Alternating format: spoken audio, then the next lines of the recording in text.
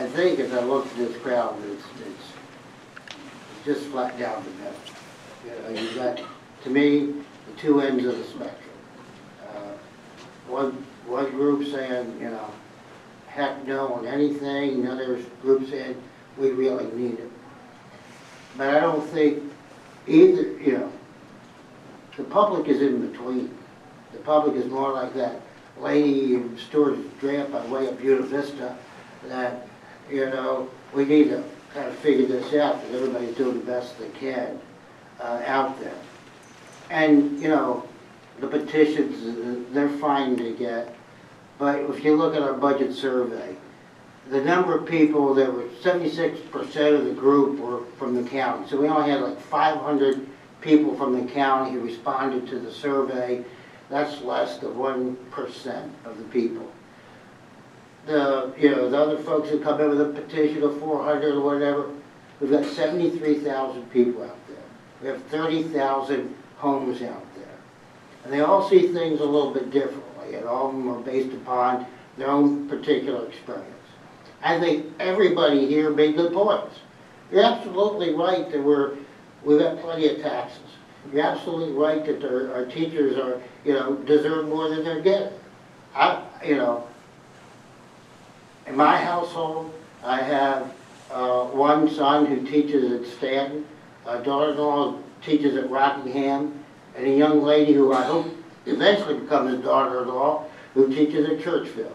And I know how much she works and how much she does. But we've got to figure it all out and take everything out there for valid points. I want to stay away from the federal government because we can't do anything there. That's another world. But we can do more in Richmond. And we do need your help with that. They asked us to, we're your representatives, and we should meet with them. Well, we do meet with them. We even hire a lobbyist to try and represent your views and our views there. But when they go to Richmond, they're indifferent to our local needs. They're led by the party they represent, they're part of. They're led by special interest groups that are there all the time, showing them their facts and figures and whatnot. And they forget, you know, all they need to come up with is a reason why they didn't achieve something. You know, they're not out there working hard for your benefit. We have 4 people in Richmond who represent different parts of this county. I would ask each of you to contact them and say, just do 2 things. Get rid of 2 tax credits. One for land preservation and one for historic restoration.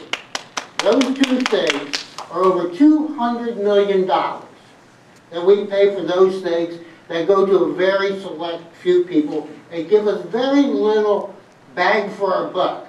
We're paying for land at almost the value of the land, and we have no value that we get to use from it. 200 million. We're about 1% of the state's population and most population in school enrollment. If we got 1% of 200 million, that'd be $2 million more for our local schools if they put it to education. Let's just try one thing and see if we can't get that back. But the people expect us to look out for their money. And we've got, you know, we have to have frank discussions with the school board. We have to say, we think you get, we raise some issues and we need to raise them again. But it's not easy. I understand what everybody's up against. But I don't think, and just a sidebar, I don't think this is a year at all to do a land increase in our real estate tax. The assessment, as a person pointed out, is going to come next year. There's going to be a change in value. And then what's likely to happen is not that the values are going to go up, that they're going to go down, because they were so foolish 4 years ago. So they're going to come down. If we set the tax rate at something and start living with that, next year we'd have to raise it again. So let's hold it off. But this board has done a lot of things to try and make it all work. If you go look at our budget online, go to page 74, and you'll see where we dropped our, what we put into for future infrastructure, things that we need to do. We dropped that by $5 million. So we took it from like $5.5 million to $500,000. We left $200,000 for fire rescue grants and a few things like that. But we took that $5 million out, and in however the money comes from, because it's just balloon squeezing, you just pay all of it. We bucket it. But in the end, the school board got $3 million more dollars. Now, half of it was standard growth. I want you to understand what the lady talked about 10 cents, and that 42% would go to schools. Well, that only works to $2.5 million. So, you know, if you think you're going to change the whole system for that, with $3 million didn't do any good last year, 2.5 isn't going to do a lot of good more this year. We need to work with the same, what we did, and I think it was Dr. Roller was pointing out the fund balance that we have in each year. That's what we've been working with to a large extent this year. And we can do some more of it next year. But we've got to, you know, I believe the teachers need a raise. And I think the governor thinks they need a raise. They put up 2%, but because we have more people, because we need more people than what, they keep changing the rules of what the standards of quality are. They keep changing that to their benefit, the enrichment. When Dr. Bishop talked about buses, there was a standard that a bus should last 200,000 miles, and don't hold me to this. Then they changed it to 300,000 to reduce the amount of money that they have to fund.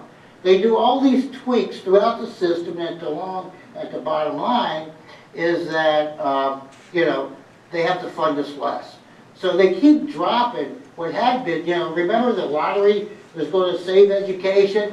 All they did was move money from one pocket to another. And so that wasn't all additive to what existed. That was in place of a lot of what existed.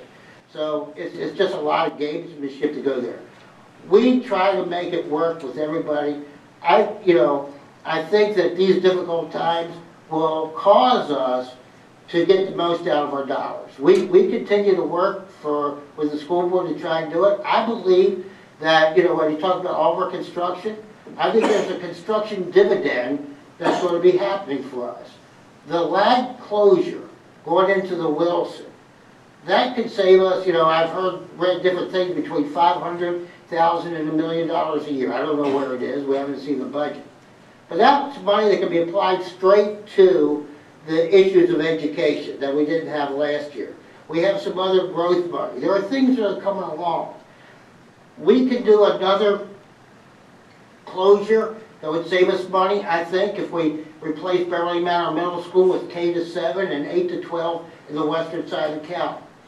Education is not defined by the building. You know, the building says it's a middle school, so that's all that can go on there. It's defined by what goes in there. And one of the things that happens is, I believe we have excellent teachers who do excellent jobs. Whether or not they're paid appropriately is beside the point. I mean, it's an issue. But I know the kids that wanted to do well at Buffalo Gap did well. They got into any college they wanted to get into. We've got kids at Harvard, accepted at Tulane, Tech, UVA, across the board. And it's that way throughout. They do a heck of a job. We can't lose them. We need to do something better. But we've got to find a way to satisfy the folks that say we've paid enough, and satisfy the folks that say we ain't getting enough. And I think there is enough if we'll work together and try and say, if you'll make some concessions on how we spend money, and we free up some money that may be sitting in a bank account, that we can make it work for another year, then see what happens. The big thing that cost us was a composite index. And that's going to change to our benefit next year. When they pointed out Albemarle up there that they pay $4,000, you know why? Because they got a composite index that's up to the sky, and they have to bring it up, so we'll get that changed. So I think there are positive things happening and will helpful, but we need to get through this year and then face next year when it comes up. That's what the Bible says. Everybody talking about the Bible today. We got enough to worry about today. We don't need to worry about tomorrow so much, but well, I said enough. But thank you all for coming today.